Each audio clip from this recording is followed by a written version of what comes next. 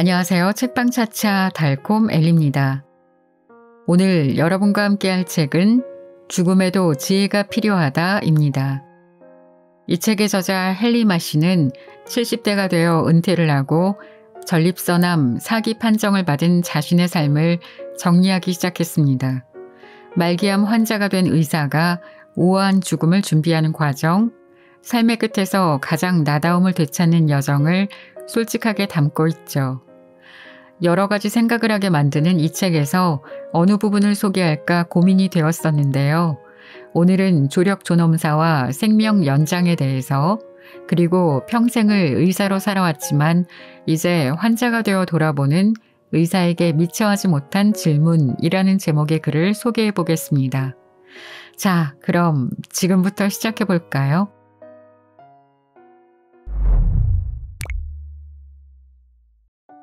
의사에게 미처 하지 못한 질문. 교과서에는 불치병 진단을 받아들이는데 몇 가지 단계를 거친다고 나온다. 불신의 단계, 공포와 부정을 반복하는 단계, 지푸라기라도 잡으려는 단계, 협상, 분노, 절망의 단계를 거쳐 마침내 현실을 받아들인다. 아마도 실제 사람들의 반응은 이처럼 단순하지 않겠지만 나는 너무 늦게 병원을 찾은 나 자신을 탓하는 혹독한 시기를 겪었다. 눈물을 펑펑 쏟으며 스스로를 저주했고 나의 어리석음 때문에 일어난 일을 케이트에게 사과하고 또 사과했다. 그럼에도 왜 이런 일이 나에게? 라는 질문은 던지지 않았다. 의사로서 나는 이 질문에 대한 매우 단순한 답을 알고 있었기 때문이다. 나에게 일어나지 않으면 안 될 이유는 없다. 한밤중에 침대에 누워 어서 죽어서 모든 게 끝나버리길 바라는 동시에 이 현실이 정말 터무니없다는 것을 깨달았던 때가 기억난다. 나는 죽음이 두려워서 죽길 바랐던 것이다. 이렇게 한두 시간을 보낸 후 갑자기 잠이 들었다. 아마도 동정피로증을 느낀 것 같다.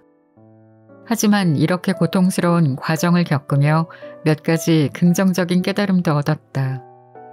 70세의 나이에 내 삶은 어떤 의미에서 보면 완전했다. 삶을 돌이켜 보았을 때 성공적인 삶이라고 느낀다.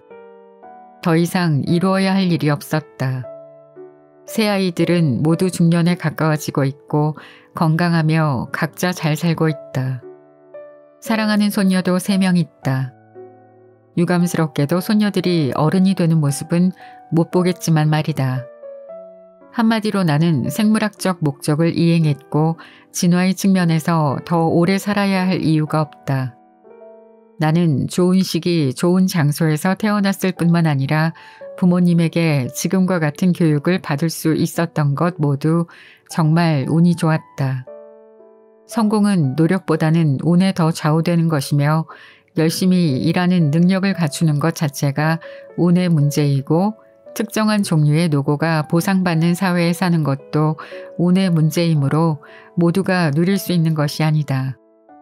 나는 내 일에서 충분히 인정받을 만큼 성공을 거두었다. 세계 곳곳을 여행했고 산과 사막, 정글, 많은 유명 도시들을 방문했으며 여러 국가의 친구들이 있다. 이제 더 여행하고 싶은 곳이 없다. 손녀들을 포함한 후손들도 내가 누렸던 많은 기회를 누릴 수 있을지는 모르겠다. 나는 많은 실수를 저질렀고 내 열정과 야망으로 다른 사람들을 짓밟기도 했다. 모든 일을 직접 하겠다는 결심에 너무 많은 시간과 에너지를 쏟았다. 내가 만든 지붕들은 비가 올 때마다 모조리 물이 샌다. 그럼에도 나에게는 사랑하는 가족과 정말 좋은 친구들이 있다. 내가 더 살아야 할 가장 중요한 이유는 아내 케이트와 가족, 친구들을 위해서다. 인간은 완전히 사회적인 동물이다. 진정한 행복은 다른 사람을 행복하게 만들 때 얻는 것이라는 생각이 든다. 미래의 행복은 아직 일어나지 않았고 일어나지 않은 미래의 행복을 내가 죽은 후 누리지 못할까봐 걱정하는 것이 무의미하다는 것도 안다. 이미 나는 햇볕의 따스함을 충분히 누렸다. 이제 다음 세대가 그 따스함을 누릴 차례다. 하지만 젊은 사람이 세상을 떠나야 하는 것은 매우 다른 이야기다. 수련이었을 때 가장 처음 맡았던 환자 중에 데니얼이라는 20대의 아일랜드인이 있었는데 그는 고착골반이 있는 대장암으로 세상을 떠났다. 암은 방광과 아래쪽 창자까지 전이되어 기능을 하지 못했다. 그의 병실은 로열프리 병원 10층에 있었는데 햄스테드 힐에서 런던 중심부를 내려다보는 전망이 멋진 곳이었다. 거리를 걸어다니는 저 사람들 말이에요. 그는 괴로움과 절망에 갈라진 목소리로 말했다. 저 사람들은 계속 살아갈 수 있는데 왜 저는 죽어야 하죠? 죽어가는 환자들과 어떤 대화를 나눠야 할지에 대한 어떤 조언이나 가르침을 받은 적 없었고 의사가 된 지 겨우 몇 주밖에 되지 않았을 때였다. 그의 말에 어떤 대답을 했는지 기억나지 않는다. 병실에 있는 그의 침대 주변으로 커튼이 쳐져 있었다. 데니얼은 분명히 커튼 사이로 우리가 하는 얘기를 들었을 것이다. 우리는 의도치 않게 너무 잔인했을 수도 있다. 데니얼은 며칠 후 세상을 떠났다. 내가 죽고 나면 사람들이 나를 그리워하겠지만 나는 아무것도 그리워하지 않을 것이다. 나는 굳게 다짐했다. 곧 죽을 것이라는 생각에 우울하게 지낸 것을 후회하고 싶지 않다. 나를 위해서뿐만 아니라 다른 사람들을 위해서도 현재 내 삶을 최대한 누려야 한다. 그럼에도 불구하고 쉬운 일은 아니었다. 연이은 절망과 불안의 파도가 덮쳐도 나는 다시 일어섰지만 항상 또 다른 파도가 다가왔다. 내가 자기 연민에 너무 깊이 빠질 때면 같은 상황에 있는 누군가를 볼 때 어떤 생각이 들지 자문해 보았다. 대답은 언제나 같다. 별다른 생각이 들지 않을 것이다. 이런 식으로 뒤로 한 발자국 물러나 외부에서 나 자신을 바라보는 것은 정말 쉽지 않지만 노력하여 이 방법을 썼고 그럴 때마다 도움이 되었다. 환자가 되었을 때 가장 힘든 것 중 하나는 기다림이다. 활기라곤 찾아볼 수 없는 외래 환자 대기실에서 기다리고 예약 날짜를 기다리고 각종 검사 결과를 기다린다. 의사들이 서류 더미와 검사 결과를 마주할 때 모든 검사 결과 뒤에는 불안에 떨고 있는 환자가 있다는 사실을 자주 잊는다. 만약 전립선암으로 몇 년 안에 세상을 떠난다면 그것도 그렇게 나쁜 일만은 아니라는 생각을 했다. 죽음만큼 두려운 치매를 겪지 않아도 되기 때문이다. 암은 알츠하이머 병에 대한 예방접종이 될 것이다. 치매에 걸려 빈 껍데기로 세상을 떠난 안타까운 아버지를 떠올렸다. 누군가 세상을 떠날 때 사람들은 한창 때의 모습보다 세상을 떠나기 직전의 모습으로 그대를 기억한다.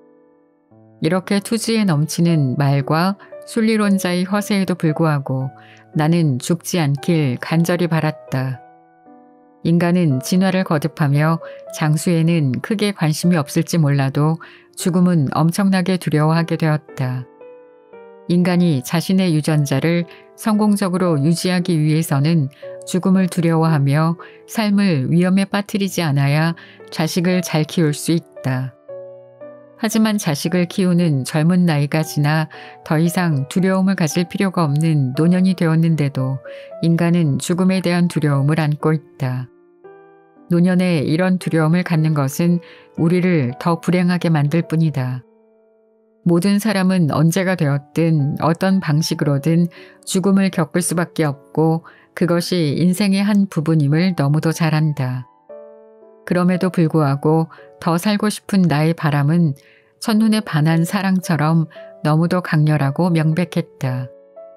케이트는 내가 심각한 문제를 다루는 방식을 파국화라는 심리학 용어로 묘사했다. 나는 최악의 상황을 상상하고 겁에 질린다. 또한 내가 어떻게 죽을지에 대한 여러 시나리오를 떠올렸다. 끔찍할 정도로 자세하고 명료하게 온몸이 마비되는 상황을 상상하고 침대에 누운 채 차가운 시체가 된 내 옆에 케이트가 주체할 수 없이 눈물을 흘리는 모습을 상상했다. 나는 이 장면뿐만 아니라 이와 비슷한 여러 시나리오를 상상하며 눈물을 쏟았다. 어쩌면 이것은 극심한 공포나 감상적인 자기 연민이라기보다 내 앞에 일어날 일을 받아들이고 내 인생에 남은 일을 해결하도록 하는 방법이었는지도 모른다.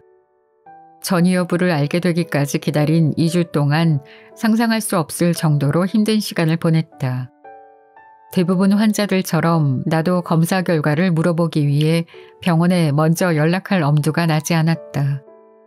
요구사항이 많은 까다로운 환자로 보이고 싶지 않은 마음도 있었지만 혹시 전이 되었다는 결과를 들을까봐 두려운 마음도 있었다.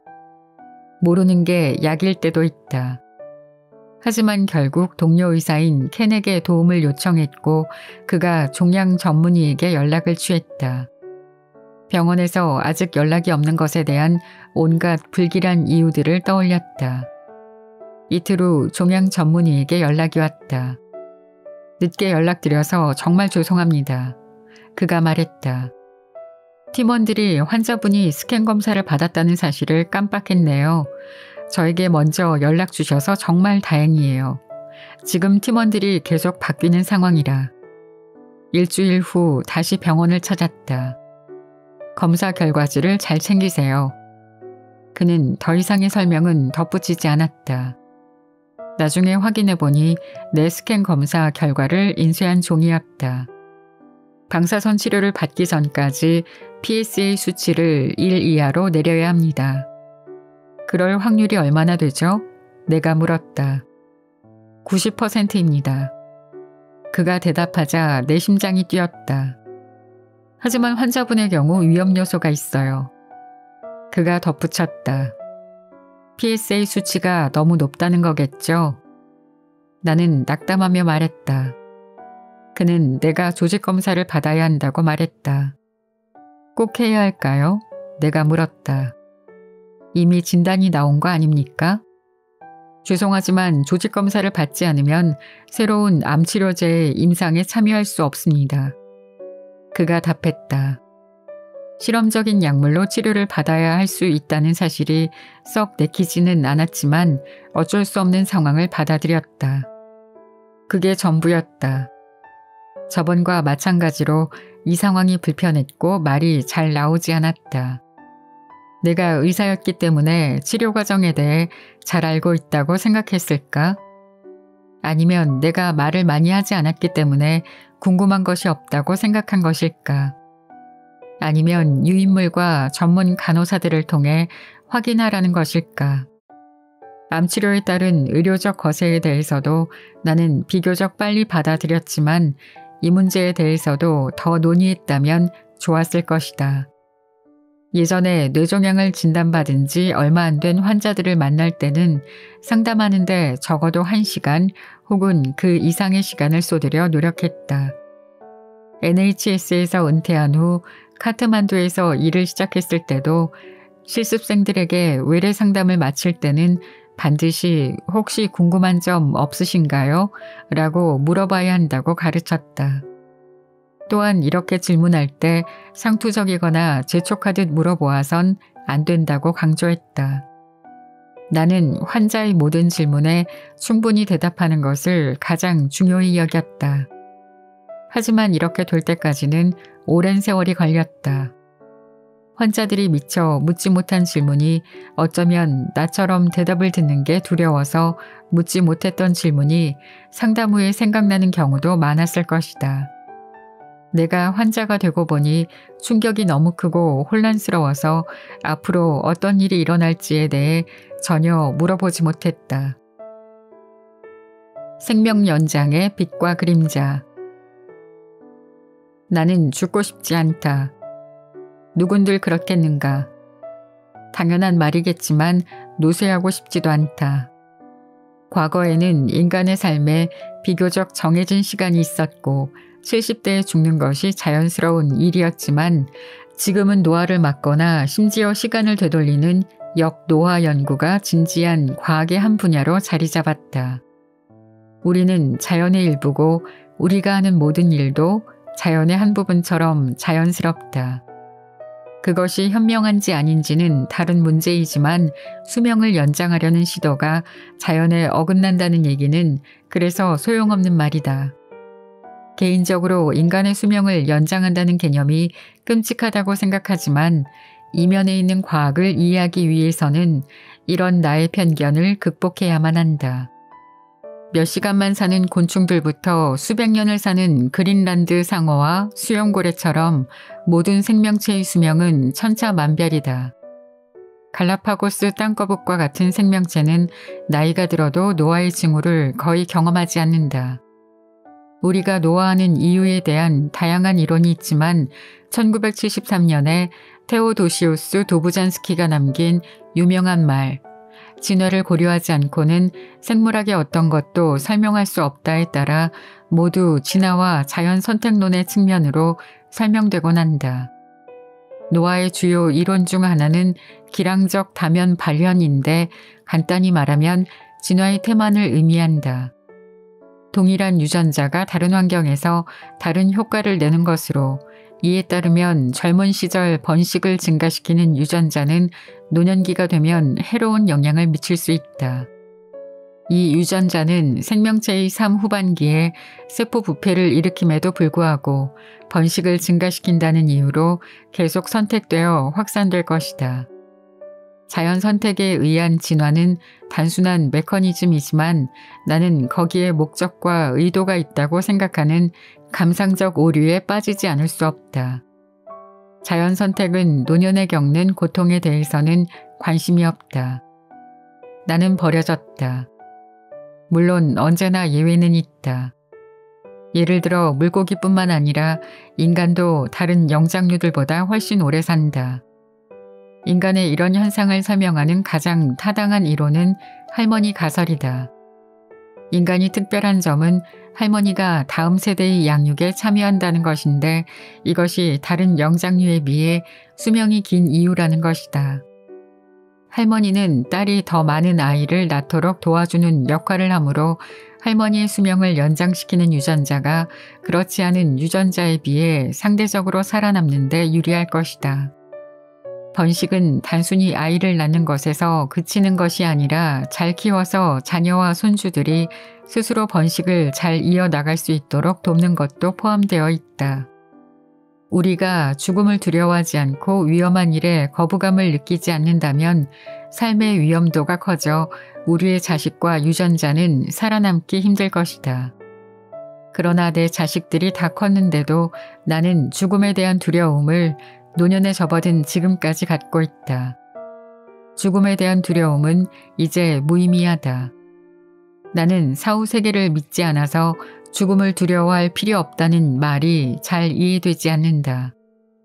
죽음에 대한 두려움 아래에는 죽음 그 자체와 미래가 없음에 대한 깊고 비이성적인 두려움이 있다고 생각한다. 현재의 많은 시간을 미래를 생각하는 데 쓰기 때문에 다가올 미래가 없고 현재만 남아있다고 생각하면 두려워지는 것이다. 미래가 없다는 두려움에 사로잡혀 생명 연장을 열렬히 지지하는 트랜스 휴머니스트들은 더 이상 죽음이 불가피한 것이 아니라고 주장한다.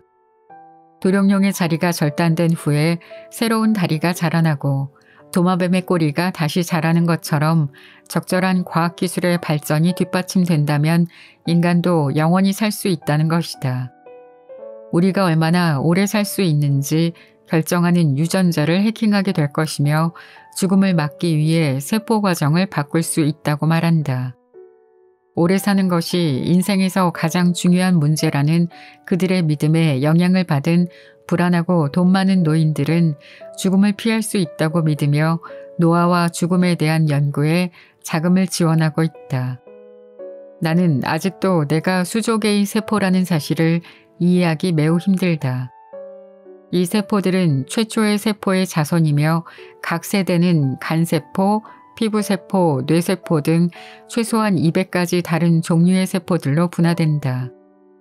각 세포에는 내 몸 전체를 형성하는 DNA가 담겨 있지만 발달 초기의 각 세포는 분화된 역할에 적합한 특정 유전자만 발현하도록 프로그램되어 있다. 우리 신체만 자연 선택에 의해 형성된 것이 아니라 수조 개의 개별 세포들도 마찬가지다. 각 세포는 스스로 생존하고 번식하면서도 다른 세포들과 경쟁하지 않고 협동하도록 만들어져 있다. 세포는 자신보다 큰 전체의 일부로 남기 위해 복잡한 여러 메커니즘에 의해 견제되어야 한다. 그것이 실패하면 암이 되는 것이다. 생존하려는 힘이 비뚤어진 방식으로 표출된 것이라고 할 수 있다. 암은 거의 모든 복합 생명체와 모든 세포에서 자랄 수 있다. 암은 주로 노년기에 발생하는 질병이고 DNA의 변이가 축적되어 발생한다. 하지만 전염병 학자인 리처드 페토가 처음 발견한 놀라운 사실이 있다.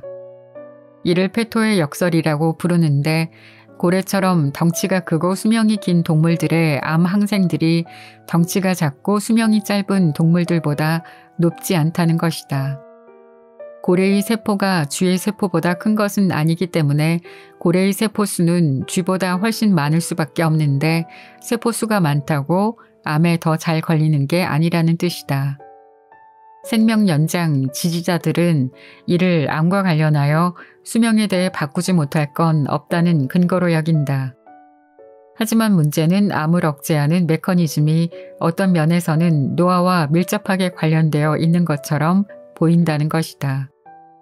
노화는 젊은 시절 번식하느라 바빠서 암을 피한 이후에 지불하는 대가와 같다.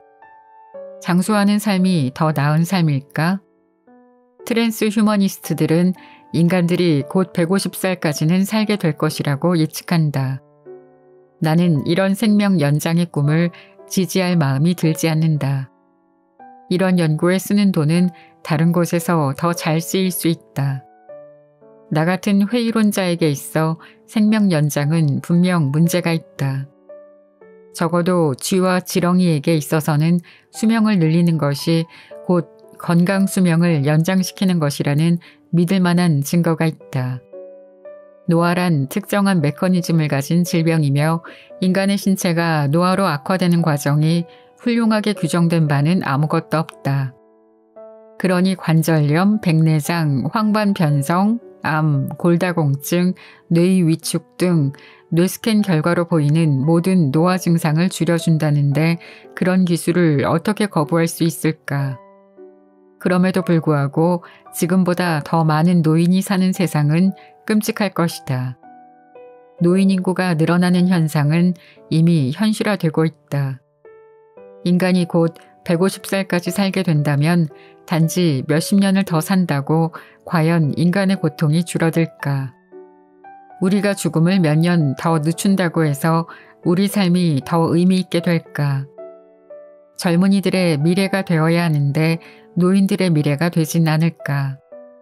다발성 유전자가 환경이 달라지면 다른 일을 하는 것처럼 생명체에는 단일 유전자에 의해 결정되는 특성이 거의 없다. 인간의 유전자가 2만 개밖에 없다는 다소 충격적인 발견 후에 따라서 유전자는 매우 복잡한 방식으로 함께 작용한다는 것이 밝혀졌다. 눈동자 색깔, 키, 지능 등은 다양한 유전자들에 의해 결정된다. 예를 들어 수백 개의 유전자들이 조현병을 일으키는 원인이 되는 것처럼 말이다. 유전자를 교정하는 새로운 기술을 통해 온갖 종류의 예측할 수 없고 바람직하지 않은 결과가 발생할 수 있다. 인간 게놈을 변형시키는 것은 정상적인 유전자를 재배열하는 것과 다른 문제다. 인간의 노화를 막을 수 있는 간단한 유전자 해킹이 존재할 가능성은 거의 없다. 만약 존재한다고 해도 온갖 원치 않는 부작용을 겪게 될 것이다.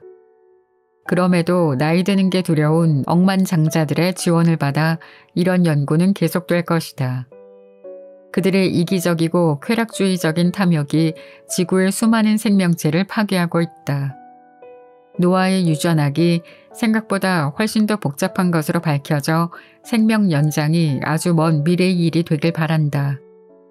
살아있는 동안에는 이런 일이 일어나는 것을 보고 싶지 않다.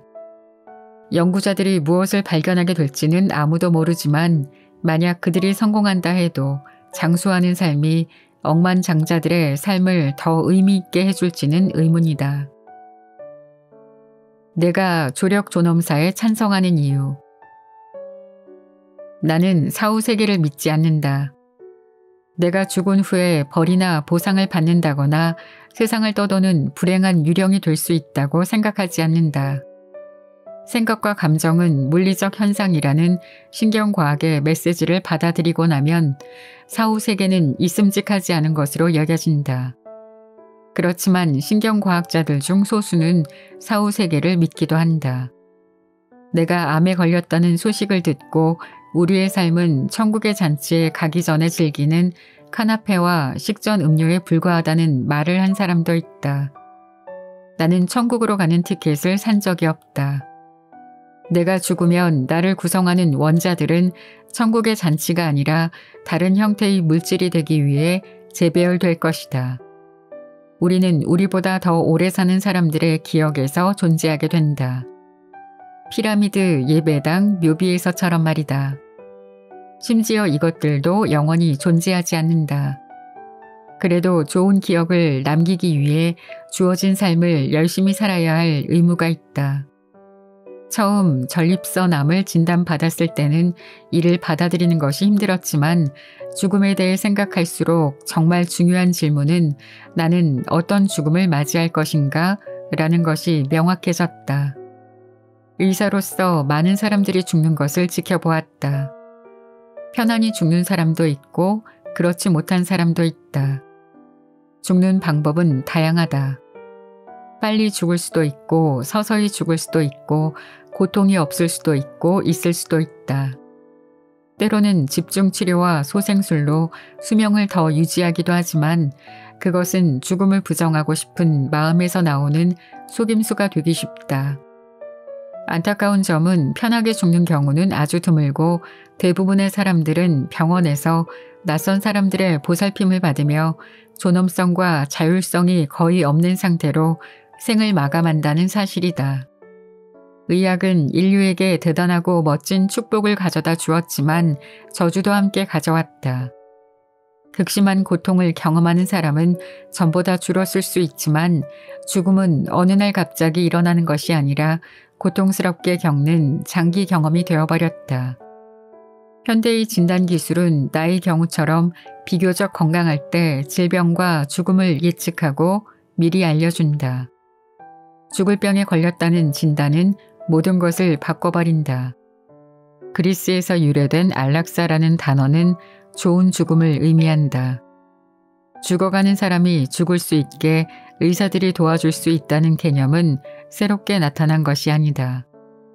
일찍이 토머스 모어경은 유토피아를 묘사하며 이런 개념을 옹호한 적이 있다. 물론 이는 독실한 신자로서 천국에 대한 확고한 믿음을 바탕으로 한 것이지만 원시시대 수렵채집 사회에서도 이런 관습이 존재했다는 기록이 있다. 20세기 히틀러가 장애와 만성질환을 가진 사람들을 대량 학살한 것을 묘사할 때 안락사라는 단어가 쓰인 후부터 이 단어는 매우 부정적인 의미를 얻게 되었다. 안락사는 의사가 환자의 동의 없이 환자를 죽이는 것을 의미하므로 조력 존엄사와는 다르다. 조력 존엄사는 환자의 자율성과 선택에 달린 행위라는 사실을 아무리 강조해도 지나치지 않다. 조력 존엄사는 조력 자살이라고도 불렸는데 이 명칭 또한 이것은 환자의 결정에 관한 문제이고 자살은 불법이 아니라는 사실을 명확히 내포하고 있다.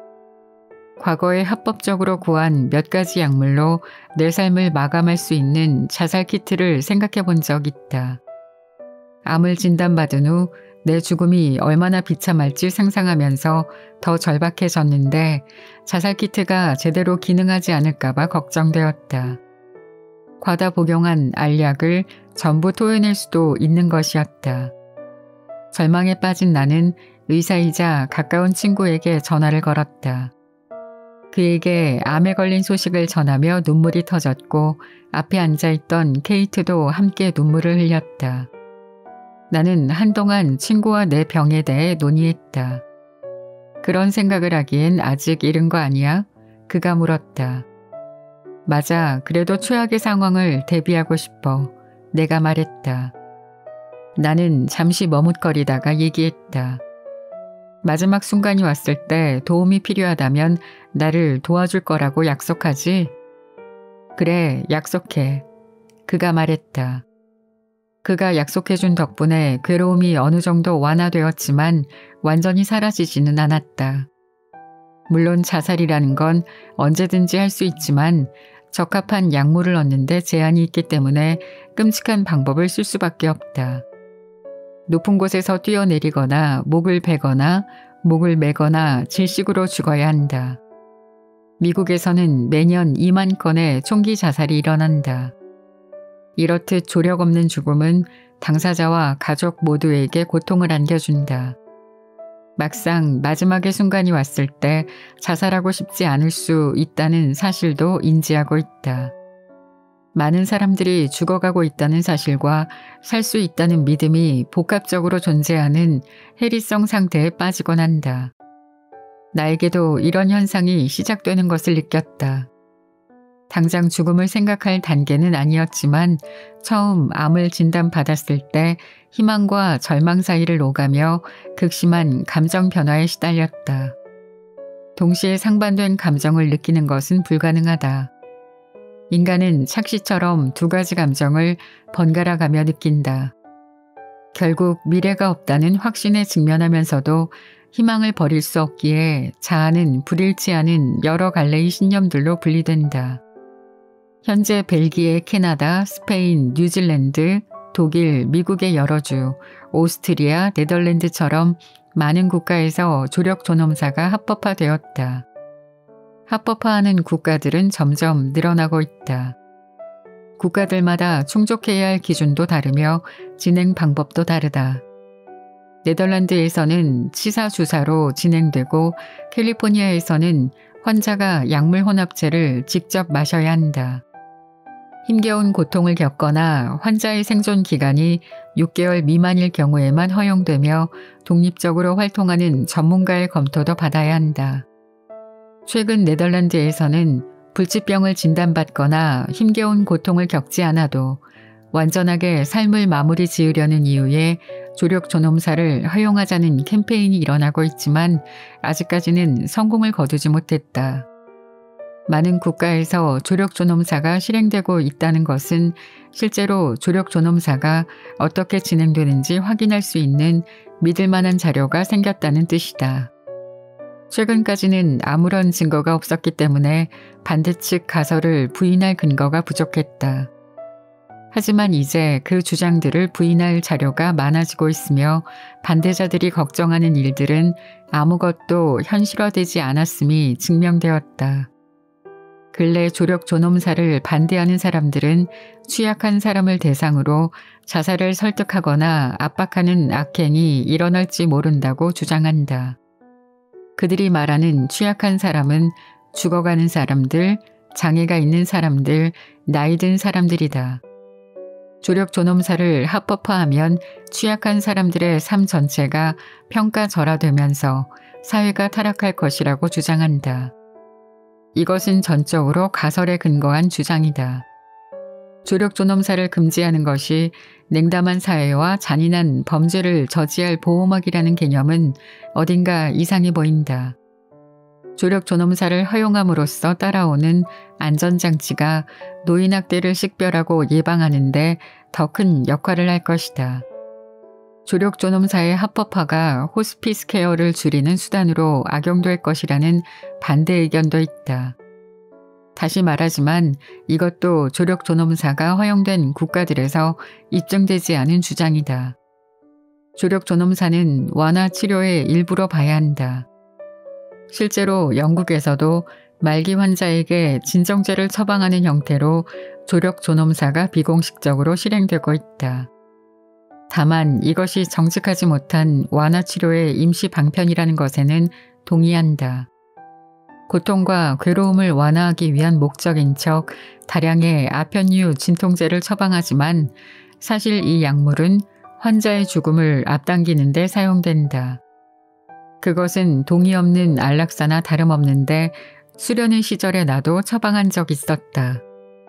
당시에는 나도 그것이 옳은 행동이라고 생각했지만 환자나 환자의 가족과 충분한 논의 없이 행해진 건 분명 잘못이다.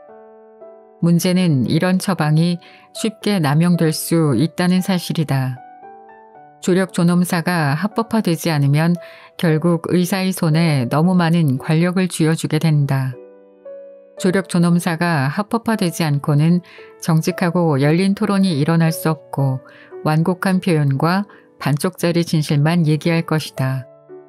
그렇게 의사들은 곤란하고 힘든 대화를 피할 수 있다. 조력 존엄사의 반대론자들은 네덜란드를 예로 들며 조력 존엄사를 허용한 후에 상황이 더 악화되었다고 말한다. 너무 많은 사람들이 이른 시기에 사망하게 되었다고 말이다. 네덜란드의 상황이 끔찍한지 아닌지는 견해의 문제지만 조력 존엄사가 합법화된 다른 국가들에서는 조력 존엄사로 인한 사망자가 의미 있는 수치로 증가하지 않았다. 네덜란드에서는 치매로 의사 능력을 잃게 되면 조력 존엄사를 선택하겠다는 지시문을 미리 작성할 수도 있다. 하지만 이를 이행하려는 의사들은 많지 않다. 만약 내가 치매 환자라면 나 역시 조력 존엄사를 원할 테지만 내가 의사라면 치매에 걸린 노인에게 도곡물을 주사할 수 있을 것 같지 않다. 이 문제의 쉬운 해결책은 없다. 스스로 선택한 평화롭고 존엄한 죽음을 맞이할 수 있게 돕는 것은 보살핌과 사랑의 행위다. 조력 존엄사를 반대하는 사람들은 죽음에 엄청난 고통이 따른다 해도 끝까지 그것을 감내하는 것이 인간의 의무라고 얘기한다. 하지만 누군가 의무로서 감내한 고통이 이 세상에 어떤 보상을 가져다 주는지 나는 모르겠다. 조력 존엄사에 반대하는 사람은 세상에 조용히 존재하는 많은 고통과 괴로움에 대한 책임을 회피하고 있다.